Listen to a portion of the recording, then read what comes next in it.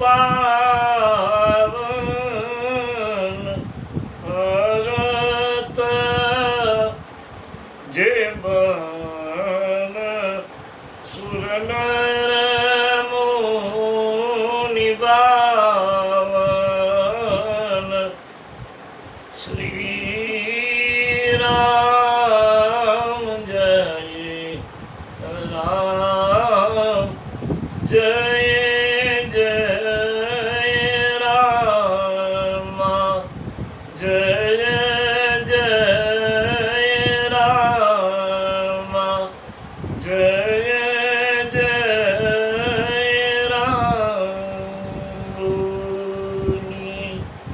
હનુમાનજી મહારાજની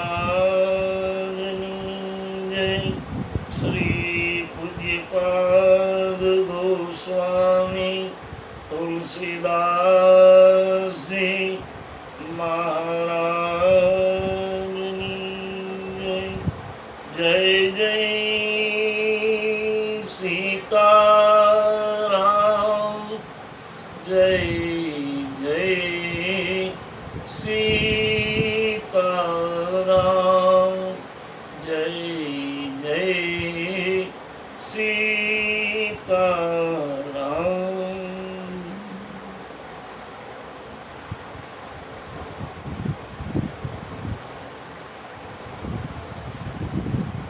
રામકથામાં શ્રવણ કરતા સૌ શ્રોતા ભાઈ બહેનોને વ્યાસપીઠેથી આપ સૌને મારા પ્રણામ. આપ સૌને મારા જય સિયારામ.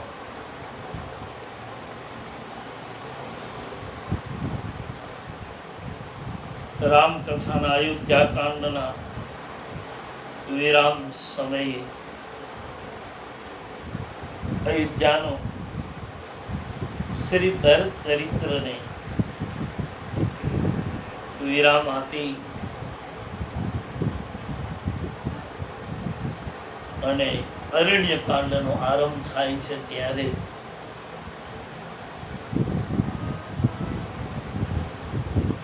તુલસીદાસજીએ સંત તુલસીજીએ એવું કહ્યું છે કે આ અરણ્યકાંડની આ કથા જે કહેશે ગાશે સાંભળશે એને રામ ભક્તિ પ્રાપ્ત થશે. અયોધ્યા પૂરો થયો ત્યારે એમ કહ્યું હતું કે સાંભળનારને જ આશીર્વાદ આપ્યા હતા, પણ અરણ્યકાંડનો આરંભ થયો ત્યારે તુલસીદાસજી સ્પષ્ટ કહી દીધું કે આ કથા જે કહેશે, જે ગાશે, જે સાંભળશે એને રામ ભક્તિ પ્રાપ્ત થશે. આમ કહી ભગવાન શિવજી કૈલાસના વિશ્વાસ રૂપી વટના છાયા નીચે આ કથા પાર્વતીને કહે છે કે હે દેવી સાંભળો, રામનું ચરિત્ર તો અતિ ગૂઢ છે. એમાં પંડિત, કોઈ વૈરાગી, કોઈ મુનિઓ જેમાં વૈરાગ્ય મેળવી શકે. હે દેવી પાર્વતી, જેને ધર્મમાં પ્રીતિ નથી ને જેને હરિના શરણમાં ભાવ નથી ને એવા ભગવત ચરિત્રોમાં પણ એવા લોકો શંકા કરશે કે આવું હોય. આટલી બહુ ટૂંકી તુલસીદાસજી સૂચના આપી અને અરણ્યકાંડનો આરંભ કરે છે. બાપ આવો, આપણે પણ તમારી મારી વાણીને પવિત્ર કરવા માટે આ અરણ્યકાંડનો આરંભ કરી. જેને બાલકાંડના આરંભમાં કહ્યું હતું કે અરણ્યકાંડી વૈરાગ્યનો કાંડ છે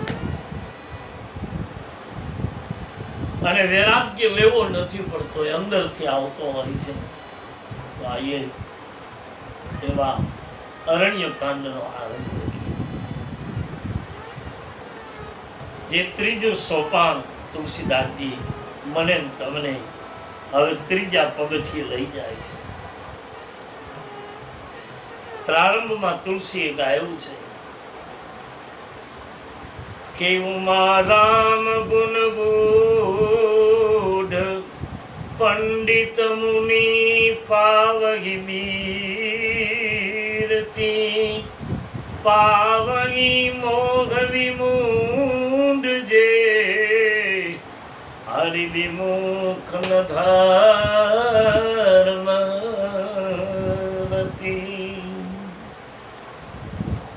बाबाजी कहे કે અવધવાસીનો પ્રેમ, ભરતનો ભાવ મેં આપને સંભળાવ્યો. હવે આગળનું ચરિત્ર સાંભળો બાપ, કે ભગવાન ચિત્રકૂટમાં રહી અને જે સુંદર ચરિત્રો જે કર્યા છે એમાંનો એક દિવસનો પ્રસંગ તુલસીજી પ્રારંભ કરે છે. અરણ્યકાંડના પહેલા 2 પ્રકરણો એમાં પુરુષ ધર્મ અને એક નારી ધર્મ બતાવ્યો છે. એક આદર્શ પતિનો ધર્મ શું હોય અને એક આદર્શ પત્નીનો ધર્મ શું હોય એ ચિત્રકૂટમાં તુલસીદાસજી રામે પોતાના જીવન દ્વારા મને તમને બતાવ્યો. ચિત્રકૂટમાં રોજ નિયમ હતો બાપ કે સવાર પડે સીતાજી બગીચામાં જાય, પુષ્પો છૂટે, એની માળા તૈયાર કરે અને રામજીના ગળામાં ફૂલમાળા પહેરાવે અને વંદન કરે. આ રોજનો સીતાજીનો ક્રમ છે.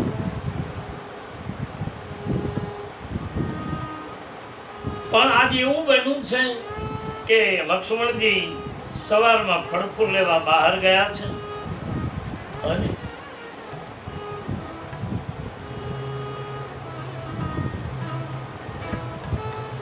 ભગવાન પોતે બગીચામાં ગયા, એના પુષ્પો ચૂંટ્યા. જે રોજ જાનકી જતા હતા પણ આજ રામજી ગયા.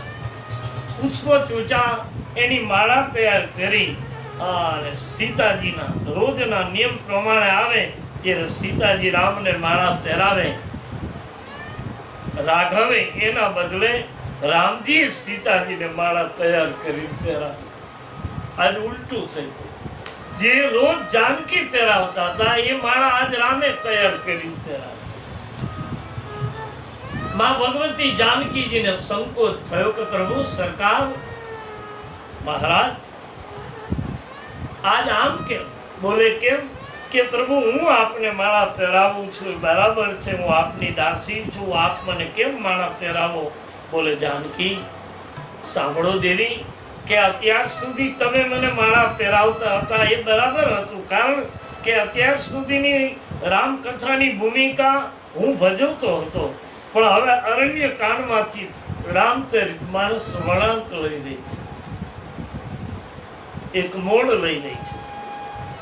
હવે એની મુખ્ય ભૂમિકા તમારે અદા કરવાની છે. બોલે કેમ? કે મહારાણી સાંભળી લો કે હવે આગળ જશું આપણે, ત્યાં રાવણ આવશે, હવે તમારું અપહરણ થશે. એ તમારા નિમિત્ત દ્વારા, તમારા નિમિત્ત દ્વારા આખા આસુરોના કુળનો મારે સહાય કરવા નિમિત્ત તમારે થવાનું છે. સંસ્કૃતિનું જતન માટે હવે કેન્દ્રમાં હું નથી, અહીંથી ચિત્રકૂટથી આ બધો જ પ્રસંગ પૂરો થયા પછી ભગવાન કહે છે હવે અહીંથી દેવી લીલા તમારી શરૂ થશે. મારી લીલા પૂરી થઈ. હવે તો તમે જે રીતે લીલા તમારી પ્રારંભ કરો એ રીતે મારે પાછળ ચાલવાનું છે. રામ કહે છે એ આદ્યા શક્તિ, એ જગતની જગદંબા, હું તમને માળા પહેરાવીને હવે તમારું સન્માન કરું છું કે હવે તમારા ચરિત્રનો આરંભ કરો. આટલેથી વાત અટકી હોત તો વાંધો નહોતો. તુલસી કહે કે કદાચ માની લે, પણ આગળ એક વાત બની. એમાં એ બાપ ઇન્દ્રના દીકરાને શંકા પડી ગઈ કે આ રામ ઈશ્વર નથી. કે બાર અર્ચુની કુસુમ સુગાય, કે બાર ચુની કુસુમ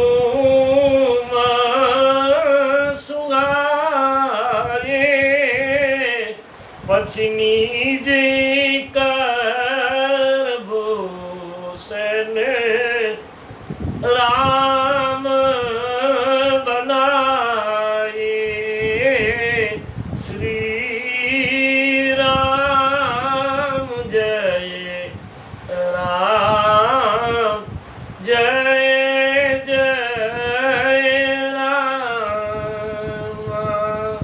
ભગવાને આટલી જ વાત લીલા પૂરી કરી તો કોઈ ચિંતા નહોતી, પણ રામે એક વેણી બનાવી, ફૂલની માળા તો બનાવી પણ માથાની વેણી તૈયાર કરી. સીતાજીના વાળમાં વેણી નાખી. રામજી લક્ષ્મણજી બહાર ગયા છે, એકાંત છે, કોઈ મર્યાદા નથી તૂટતી. ધ્યાન દીજીએ મેરે ભાઈ બહેન. સીતાજીને રામજી આજ શણગાર કરે છે ચિત્રકૂટમાં. ઘણા લોકોને શંકા પડે કે રામે આવી લીલા કરી. બોલે હા, કારણ કે ચિત્રકૂટમાં મર્યાદા તૂટતી હોય તો જરૂર એ પ્રસંગ માટે આપણે આલોચના કરી શકીએ, પણ લક્ષ્મણજી બહાર છે, એકાંત છે, બિલકુલ મર્યાદા છે, અને એક આદર્શ પતિ પોતાની પત્નીના વાળમાં વેણી લગાવે તો એમાં ખોટું જરાય નથી. હા,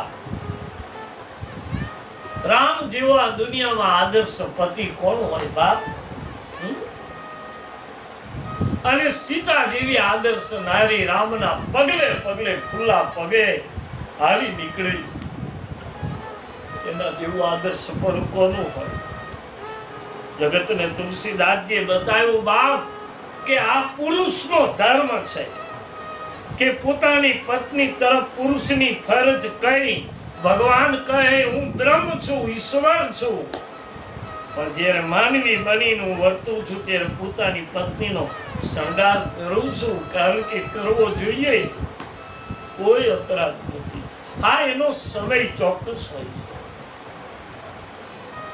પણ ઘણા લોકોને આ પ્રસંગ રૂચતો નથી, ગમતો નથી. એને એમ થાય કે બ્રહ્મ પોતાની પત્નીના વાળમાં વેણી લગાવે એ કઈ બ્રહ્મ જેવું લાગતું નથી, પણ એક આદર્શ પતિત્વ બતાવ્યું. ઇન્દ્રનો પુત્ર બરાબર એ જ સમય ચિત્રકૂટમાંથી નીકળો અને ઇન્દ્રના પુત્રે સીતારામજીને માથું ઓળીને વેણી માથામાં નાખતા રામને જોયા, અને ઇન્દ્રના પુત્રને શંકા પડી કે આ બ્રહ્મ નથી. ભગવાન આવો હોય? આ તો કોઈ સામાન્ય માનવી છે, કોઈ રાજાનો રાજકુમાર છે, જંગલમાં આવી એકાંતમાં સુખ માણવા માટે આવ્યા છે. આવી રીતનું હોય? એક સ્ત્રી, એક બ્રહ્મ પોતાની સ્ત્રીનું માથું ઓળે, એના માથામાં ફૂલની વેળી નાખે. મને નથી લાગતું ઇન્દ્ર પુત્ર કહે કે આ બ્રહ્મ હોય એવું. ભગવાન નથી. તુલસી કહે છે બાપ કે સીતા પત્ની છે, રામ પોતે પતિ છે, અને એકાંતમાં બેઠા છે, અને કદાચ એક વેણી લગાવી તો એમાં ઇન્દ્રના પુત્રને જીવ બાળવાની જરૂર નહોતી. પણ ઘણા છે દુનિયામાં બાપ આવા ઇન્દ્રના દીકરા, અને ઇન્દ્ર એટલે ઇન્દ્રપુરીનો રાજા, દેવતાઓનો રાજા ગણાય ઇન્દ્ર, અને એનો પુત્ર બહુ મોટા બાપના દીકરા જ આવા હોય, જેને આપણે બહુ મોટા કહીએ છીએ, જેને પદ પ્રતિષ્ઠા અને જેને સમૃદ્ધિની સીમા નથી, એવા લોકોના જ કદાચ બાળકો આવા નીકળે. નહીતર ઇન્દ્રના દીકરાને શું બળતરા? જે હોય તે જવા દો ને, પણ નહીં. એને શંકા કરીને નીકળી ગયો હોત તો વાંધો નહોતો, પણ એને એમ થયું કે લાવ જરા પરીક્ષા તો કરું કે આ છે કોણ? આ બહુ મોટા બાપના દીકરા. અને આજે 80-90% આવું ચાલે છે બાપ, કે આપણું ઘર હોય, આપણી ઘરની બહાર ઓટલો હોય, ઘરની બહાર ઓટલો હોય, પતિ પત્ની બે જણા બેઠા હોય તો નથી, ઘણા બજારમાં નીકળે એવા ઇન્દ્રના દીકરા, અને જોતા જાય, કહેતા જાય કે આને છે કાંઈ, બજારમાં બેઠા, એલા એનું ઘર છે, એનો ઓટલો છે, પતિ પત્ની બે જણા બેઠા છે, તો તને હું બળતરા છું. પણ આ બહુ મોટા બાપના દીકરા તુલસીદાસજી આજથી કરી બાપ 400 વર્ષ પહેલા લખ્યું છે, પણ બહુ અર્વાચીન શબ્દો લખ્યા છે તુલસી. કે કળિયુગમાં આવું થતું રહેશે અને આજ થઈને ઊભું રહ્યું. એ દિવસે લોકો તુલસી ઉપર એમ કહેતા હતા કે બાબા તમે શું લખો છો આવું? બોલે સમય પાકવા દો, સમય આવવા દો. અને આજ સમય આવી ઊભો છે, આપણે જોઈ છે. રામકથા કેટલી પ્રાચીન છે પણ છતાં અર્વાચીન કેટલી લાગે છે મને તમને કે આ વાત સત્ય થયું. આજ નથી લોકો આવું કરે છે. ઇન્દ્રના પુત્રને શંકા કરવાની જરૂર નહોતી, નીકળી જવું જોઈએ. કોઈ બગીચામાં, કોઈ પોતાના ઘરને આંગણે પતિ પત્ની સમય મર્યાદાનું જતન કરી અને જીવતા હોય તો બીજાને શું બળતરા કરવાની જરૂર છે? આપણે પણ સ્વભાવ છે બાપ, માણસનો સ્વભાવ છે. આજ ઇન્દ્રના દીકરાને શંકા પડી અને ઇન્દ્ર પુત્ર જયંતે વિચાર કર્યો કે હવે પરીક્ષા તો કરું કે આ ભગવાન છે, બ્રહ્મ છે કે સામાન્ય માનવી છે, એની પરીક્ષા કરું. પણ કઈ રીતે? ઇન્દ્રના દીકરાને એમ થયું, તુલસીદાસજીએ તો એનું નામ પણ એક જ વખત લખ્યું કે ઇન્દ્ર પુત્ર જયંત આવ્યો. પછી તુલસીદાસજી એના દીકરાનું નામ પણ નથી લખ્યું. કારણ તુલસીદાસજીને કોઈ પૂછ્યું કે મહારાજ, ઇન્દ્ર જેવો મહાન માણસ, મહાન દેવતા, અને એને એના દીકરાનું તમે નામ નહીં કે? બોલે નહીં. કેમ? કે મારા રામ અને મારી માં જાનકીના ઉપર જેને શંકા કરી એવા જીવાત્માનું નામ ન લેવાય. અમુક લોકોના બાપ નામ જ ન લેવાય. આપણે કહીએ કે બાપા, આપણી ગામડાની ભાષામાં આપણે બોલી કે બાપા એનું નામ પણ આપણે ન લેવું, કારણ કે નથી લેવા જેવા. તુલસીદાસજી લખે, ઇન્દ્રનો દીકરો પરીક્ષા કરવા માટે તૈયાર થયો અને ઇન્દ્રના દીકરાએ વિચાર કર્યો કે કઈ રીતે પરીક્ષા કરું. અને બાપ જયંત કાગડો બન્યો, કાગડાનું રૂપ. હવે તુલસીજીને પૂછ્યું કે ઇન્દ્રના દીકરાને તમે કાગડો બનાવ્યો? કે બોલે હા. કેમ? કે બીજાના સુખી જીવનમાં ચંચુપાત કરે ની કાગડા જ હોય, હંસ નો થાય. જે બીજાના જીવનમાં કાયમ કાગડ વિનાની ચાંચો માંડ્યા જ કરે ને, બધા કાગડા હોય, એ કોઈ દી હંસ નો થાય. સુખી જીવનમાં, કોકના સુખી જીવનમાં ચંચુપાત કરે એને બીજું શું કહેવું? સુખથી માણસ કેવા જીવતા હોય છે.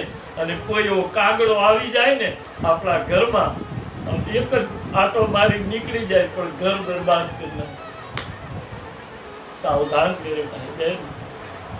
તમારી ગંગા સતી તો કહી ગઈ છે કે તમે સંગતું કરો તો એવાની કરજો પાનબાઈ કે જે તમને ભજનમાં રાખે ભરપૂર.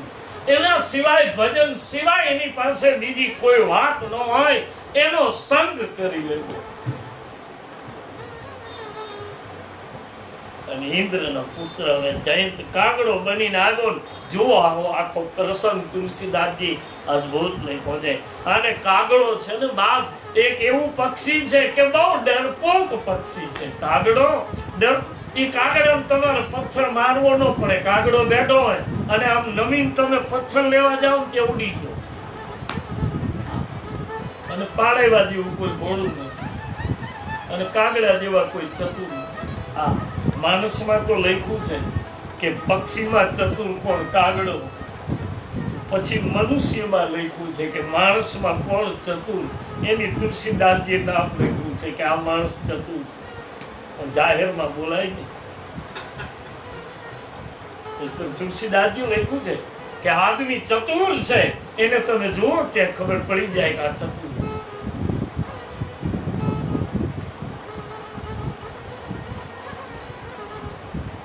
જે માંસાહારી જીવ છે ને એમાં ચતુર છે શિયાળ. શિયાળ જેવું ચતુર નહીં કે સિંહ ભલે મહા શિકારી છે, ગમે એવી આમ શિકાર હોય તો પકડી લે, માણસ પણ એનાથી કાપે, પણ શિયાળ જેટલું હોશિયાર. શિયાળ પડે તૈયાર છે. પક્ષીમાં કાગડો ચતુર કહેવાયો છે. અને તુલસી કહે એવું કાગડાનું રૂપ લઈ અને જયંત આવ્યો ચિત્રકૂટમાં, અને સીતારામજી બેઠા છે. રામજી માથામાં વેણી નાખે અને જયંતે કાગડાના રૂપમાં આવી અને જાનકીના ચરણમાં ચાંચ મારી. અને જેવી ચાંચ મારી અને જે દાબડાની સળીથી ભગવાન ફૂલનો જે ગજરો અને માળા તૈયાર કરતા હતા એ દાબડાનું બાણ કર્યું ભગવાને. આમ ભગવાન આમ ભાથામાં લેવા ન ગયા, જે સળી હતી એનું બાણ કર્યું. આગળ જયંત અને પાછળ રામનું એ દાબડાનું બાણ અને ભાગ્યું. જયંતને એમ થયું કે નહીં, મેં બહુ ભૂલ કરી, ખોટું થઈ ગયું, આ તો બ્રહ્મ છે, ઈશ્વર છે. અને હવે રામનું બાણ છૂટી ગયું. જયંત ભાગ્યો, રામનું બાણ એની પાછળ. જયંતને એમ થયું કે મારા પિતા પાસે જતો રહું. ઇન્દ્રલોકમાં ગયો અને પિતાજીને કહ્યું, પિતાજી મને બચાવો, હું બ્રહ્મની ઈશ્વરની પરીક્ષા કરવા ગયો રામની, અને એનું બાણ મારી પાછળ આવે, મને બચાવો, મને મારી નાખશે. એટલે ઇન્દ્રએ કહ્યું કે હું તને નહીં રાખું. બોલે કેમ? કે રામનું બાણ તારી પાછળ જાય, અને રામનું બાણ જો અહીંયા આવશે તો મારું ઇન્દ્રાસન સળગાવી નાખશે. જા. તુલસી કહે કે રામ દ્રોહીને એનો પિતા પણ ધક્કો મારી દે. ન રાખ્યો ઇન્દ્રએ. બ્રહ્મા પાસે ગયો, બ્રહ્માએ ન રાખ્યો. શંકર પાસે ગયો, કોઈએ 14 બ્રહ્માંડમાં ફેર્યો, પણ ઇન્દ્રના દીકરાને કોઈ રાખ્યો નહીં. કારણ કે રામ દ્રોહીને કોણ રાખે? તમે એકવાર ઈશ્વરના વિરોધી થાવ તો તમારી કઈ કિંમત? અરે ન ભજો તો કઈ વાંધો નહીં, પણ ભજનારો કોઈ હરિના બે નામ લેતો હોય તો એની તો ઈર્ષા છોડો. અને ક્યાં સુધી કરશો? જેને ચલે રહેતી કરી જાય એના માર્ગને તમે રોકી નહીં શકો. કદાચ 2 દિવસ, 5 દિવસ, 15 દિવસ, અરે વર્ષ, 2 વર્ષ, અરે જિંદગી આખી એની ઈર્ષાને નિંદા કરતા રહેશો, એ તો આગળ નીકળી જ જવાનું. તમે કઈ નહીં કરી શકો, કારણ કે એના ભજનનો પ્રતાપ છે અને એનો સત્યનો માર્ગ છે, એને કોઈ રોકી નહીં શકે. આ નિંદા ઈર્ષા દૂરથી વાતો થાય, બાકી તાકાત નથી કોઈની કે એની સામે લાંબો હાથ કરી શકે. અને બને છે એવું ભાવ કે ઇન્દ્ર પુત્ર જયંત બધે ફેરો, કોઈ એને રાખ્યો નહીં. એને માનસમાં લખ્યું છે. એ જ સમયે રસ્તામાં એને નારદજી મળ્યા છે. માનસમાં લખ્યું છે કે બિકલે દેખા નારદ જયંતા શ્રી રામ જય રામ જય જય રામા લાગી દયા કોમલ ચિત સંતા શ્રી રામ જય રામ જય જય રામ. સંતને દયા આવી અને નારદજીએ જોયા એટલે જયંતને પૂછ્યું, બાપ જયંત, આટલો બધો ઉતાવળો ક્યાં જાય છે? ત્યારે સંત છે ને બાપ નારદ, એને દયા આવી. આ દુનિયામાં નિયમ છે બાપ કે જ્યારે જગત તમને મને ધક્કો મારી દે ને, ત્યારે કાં તો કોઈ તમારો સંત હાથ પકડે, કાં ભગવંત હાથ, કાં તો તમને તમારો પરમ ઇષ્ટ હાથ પકડે અને કાં કોઈ સંત હાથ પકડે. સંતને દયા આવી. અત્યાર સુધી તુલસીદાસજી નામ નહોતું લખ્યું, પણ નારદ મળ્યા ને પછી લખ્યું કે નારદ દેખે આ બિકલ જયંતા. કારણ કે તુલસીદાસજી અત્યાર સુધી નામ ન લખ્યું, પણ પછી નારદ મળ્યા પછી નામ લખ્યું. એનો અર્થ એ થયો કે આપણા નામની કોડીની કિંમત ન હોય, પણ જો કોઈ સંત આપણો હાથ પકડી લે ને તો દુનિયામાં તમારું નામ જે કાઢશે. જગત હજારો માઇલ સુધી લોકો બોલતા હોય, તમારા નામની વાતો થતી હોય. શું કામ? કે કોઈ સંતે એનો હાથ પકડ્યો. આપણા નામની કોડીની કિંમત ન હોય બાપ, પણ જો કોઈ સાધુ, કોઈ સદગુરુ, કોઈ મહાપુરુષ તમારો હાથ પકડી લે ને તો આપણો જય જયકાર થઈ જાય બાપ. સંતને દયા આવી, અત્યાર સુધી તુલસી નામ ન લખ્યું, પણ નારદ મળ્યા પછી નામ લખ્યું છે. અને નારદજી કહ્યું કે હે બાપ જયંત શું થયું? બોલે મહારાજ તમારી કૃપાના પ્રતાપે રામનું બાલ રોકાઈ ગયું છે, નહીં તો મને હમણાં મારી નાખશે. તો બાપજી મને બચાવો. બોલે શું? કે મેં રામની પરીક્ષા કરવા ગયો, મેં સીતાજીના ચરણમાં ચાંચ મારી, મને શંકા પડી કે ભગવાન નથી, કસોટી કરવા ગયો અને મારી ભૂલ થઈ ગઈ. બાપજી મારી પાછળ રામનું બાણ છે, તમારી કૃપાથી આ રોકાઈ ગયું છે, આટલી મિનિટ માટે કૃપા કરો. અને નારદજી બહુ સુંદર વાત કરી, અને તમારો સદગુરુ અને સાધુ જ તમને સત્ય માર્ગ આપી શકે. નારદજીએ કહ્યું કે એ જયંતે બહુ મોટી ભૂલ કરી. બોલે કેમ? કે રામની પરીક્ષા તો તે કરી, ચાલતારી બુદ્ધિ ભ્રમિત થઈને તે કરી, પણ એ પરીક્ષા કર્યા પછી રામનું બાણ તારી પાછળ છૂટ્યું, પછી તું શરણાગતિ કોની લેવા ગયો? બોલે મારા પિતા પાસે ગયો. બસ એ જ તારી મોટી ભૂલ, કે તે રામનો અપરાધ કર્યો છે તો તારે શરણાગતિ બીજાની લેવા ન જવાય. તો કે તે રામનો અપરાધ કર્યો તો રામના પગ પકડી લે અને એને કહી દે કે પ્રભુ મારી ભૂલ થઈ ગઈ, મને ક્ષમા આપો. અને હે જયંત, આ દુનિયામાં ઈશ્વર જેવો કોઈ ક્ષમાનો દાતા નથી.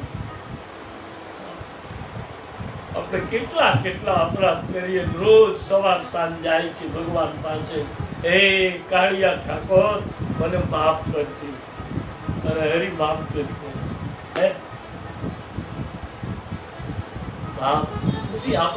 આપણે મોટા ભાગે કરી છે.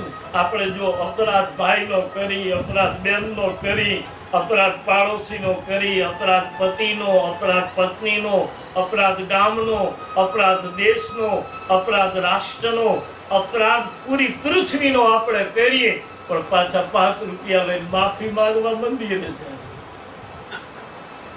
જાય. નહીતર શાસ્ત્ર કહે છે કે બાપ, કે જેનો તમે અપરાધ કર્યો છે એને એકવાર માફી એની માગી લો ને, કે મોટા ભાઈ મારી ભૂલ થઈ ગઈ.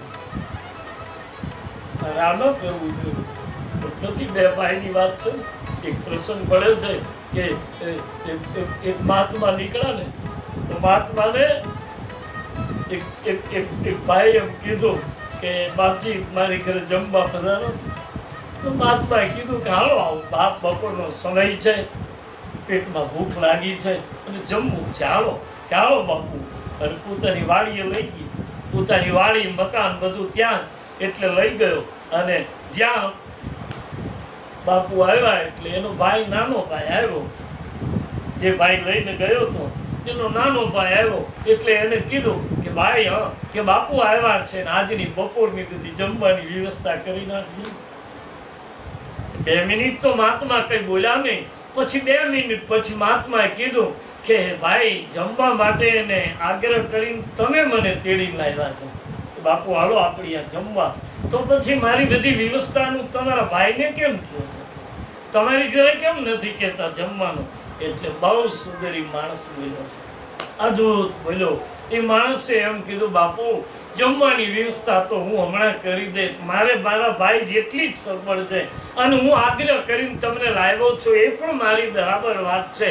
પણ બાપજી હું હમણાં વાડીએથી આવ્યો, અને સામે બાજુ અમારા 2 ભાઈની વાડીઓ આમ બિલકુલ અડીને છે, નજીક છે.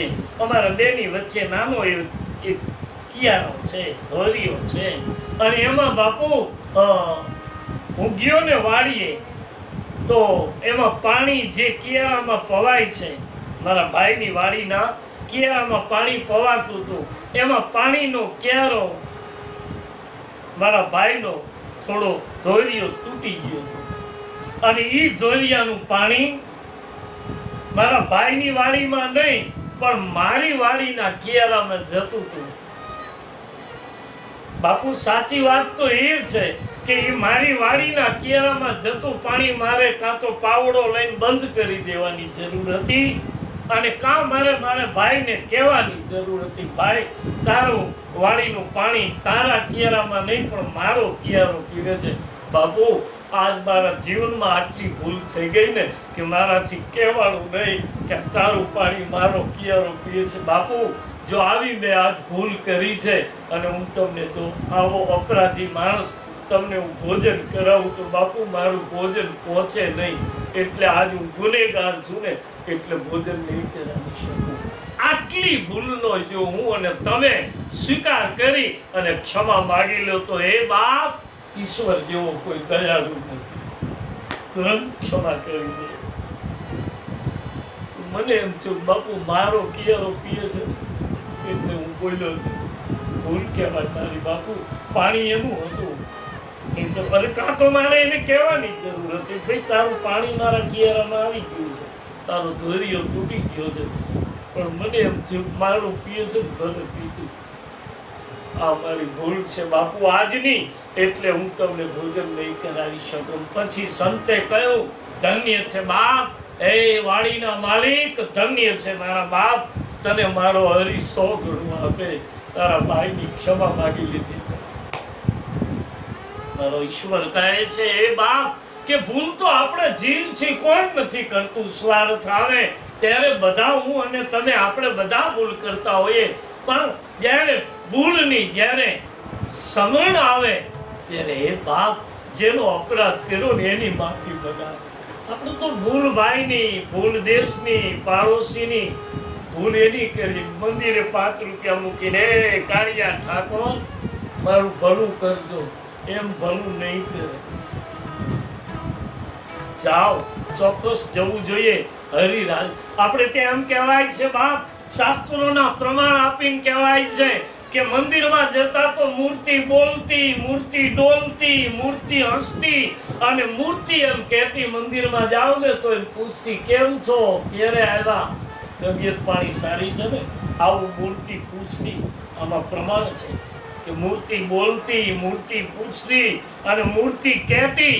પણ પછી જેટલા મંદિરે ગયા ને એને બધાએ જે ગયા એને માંગણી જ કરી, માગ્યા જ રાખ્યું. મંદિરને બહાર ભિક્ષુકો માગે છે અને મંદિરને અંદર હું અને તમે માગી છે. એ આટલો જ છે. ઓલા દરવાજાની બહાર બેઠા, એ આપણી અપેક્ષા રાખીને બેઠા છે ને આપણે આની અપેક્ષા રાખીને બેઠા. પણ મંદિરમાં જાય છે આપણે બધા, હું અને તમે, આપણે બધા માંગતા જ હોય છે ને ઈશ્વર પાસે કંઈક ને કંઈક. નહીંતર બાપ પછી ભગવાનને એમ થયું કે આનું પૂરું નહીં પડે એટલે બોલવાનું બંધ કરી દીધું. હજી એમને મૂકી, નહીંતર મૂર્તિ બોલતી. લઈ લો ગોપાલાનંદ સાળંગપુર, હા કહે છે હનુમાનજીની મૂર્તિ આમ સાક્ષાત પ્રત્યક્ષ આમ પેટીમાંથી ઊભી થઈ હતી, હાલી ગઈ મંદિર. અને ગોપાલાનંદે જ્યાં પ્રાર્થના કરીને જ્યાં હનુમાનજીના સ્તોત્રો સૂત્ર અને હનુમાન ચાલીસાનો પાઠ કર્યો તો હનુમાનજીની મૂર્તિ ખડખડાટ હસવા મળી હતી. મૂર્તિ બોલે, મૂર્તિ ડોલે, મૂર્તિ હસે. અરે અમારે રામાયણમાં લખ્યું છે મારી માં જાનકીએ મૂર્તિની માં ભવાનીની પ્રાર્થના કરી તો મૂર્તિ ડોલી, બોલી, હસી અને જાનકીજીને પ્રસાદી રૂપે ફૂલની માળા. નારદજી બાપ આ જયંતને કહ્યું છે જયંત બહુ મોટી ભૂલ કરી, અપરાધ રામનો કર્યો અને આશરો તારા પિતા અને બ્રહ્માની પાસે ગયો. જા તું પાછો જા અને ભગવાનની પાસે શરણ પકડી લે.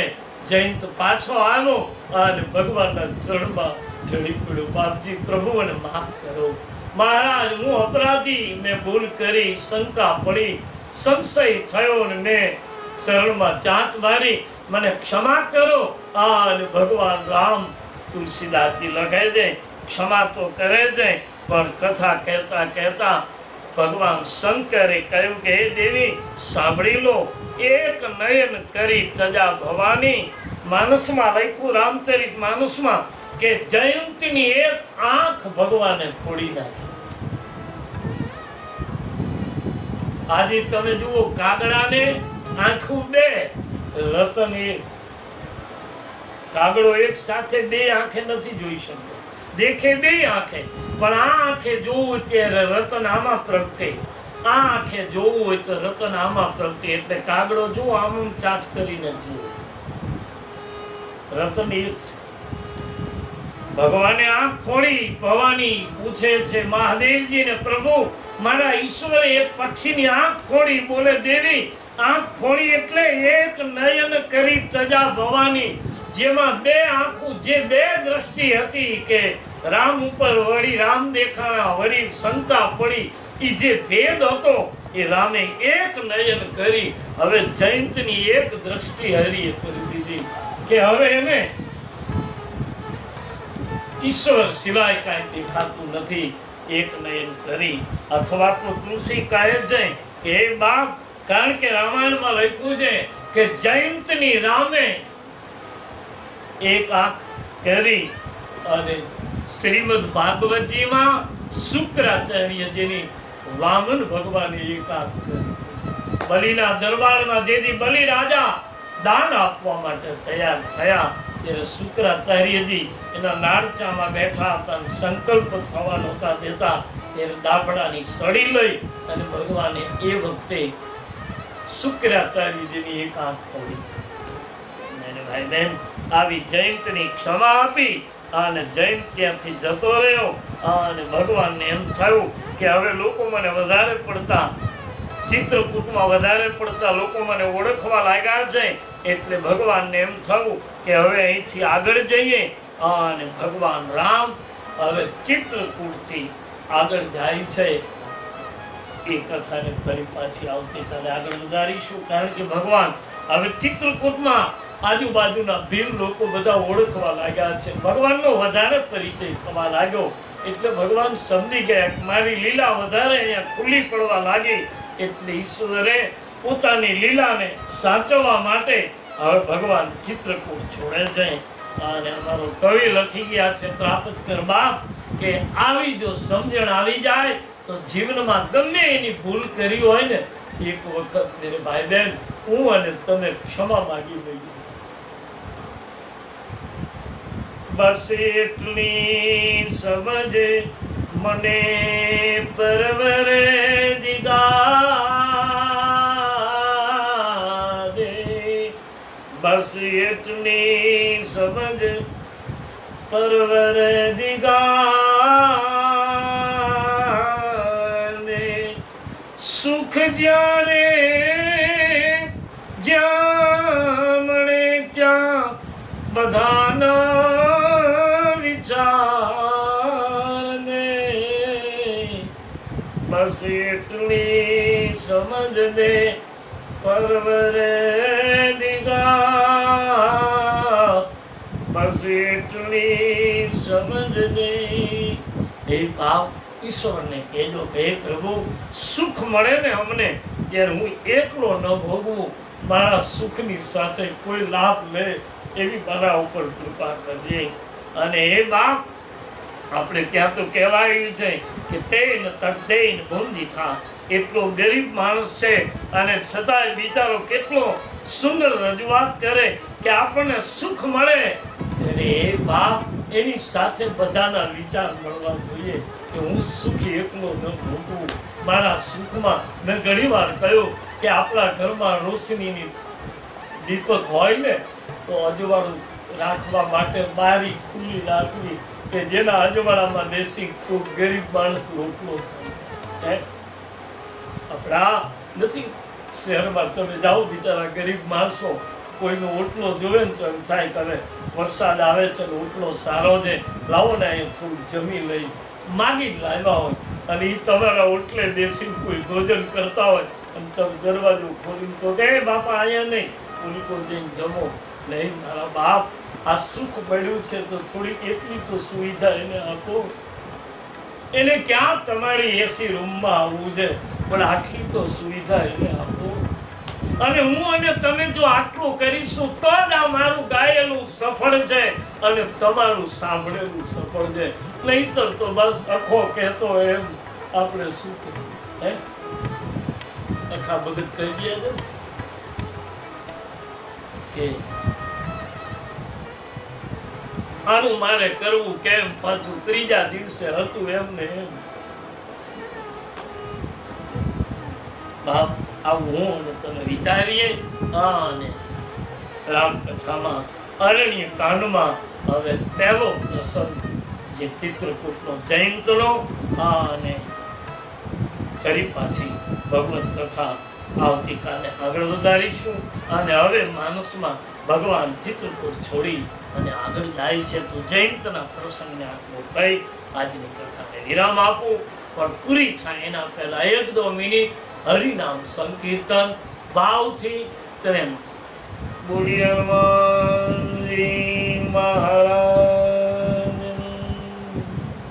હે હરે રામ રામ રામ સીતા રામ રામ રામ હરે રામ રામ રામ સીતા રામ રામ રામ હરે રામ રામ રામ સીતા રામ રામ રામ હરે રામ રામ રામ સીતા રામ રામ રામ સીતા રામ રામ રામ બાપા રામ રામ રામ રાધે શ્યામ શ્યામ શ્યામ. બોલીએ શ્રી રામચંદ્ર ભગવાન કી જય. શ્રી બાલકૃષ્ણ ભગવાન કી